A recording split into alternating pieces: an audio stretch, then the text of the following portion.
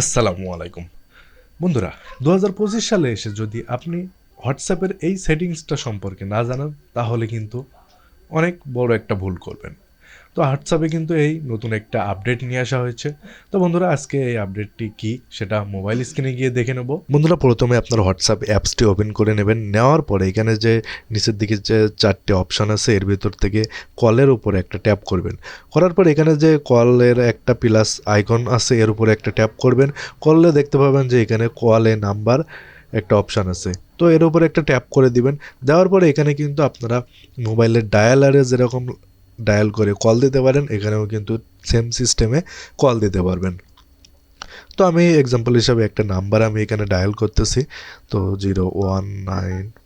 তো আমি এখানে একটা নাম্বার কিন্তু ডায়াল করলাম। তো দেখতে পাচ্ছেন এখানে কিন্তু আবু রায়হান নাম চলে আসছে। যদি হোয়াটসঅ্যাপ অ্যাকাউন্ট থাকে ওই নাম্বারে তাহলে কিন্তু এখানে নাম শো করবে, আর যদি না থাকে, যেমন এক্সাম্পল হিসাবে আমি একটা কেটে দিলাম একটা নাম্বার, তো এখানে নট অন হোয়াটসঅ্যাপ, তো এই নাম্বারে কিন্তু হোয়াটসঅ্যাপ নেই বোঝাচ্ছে।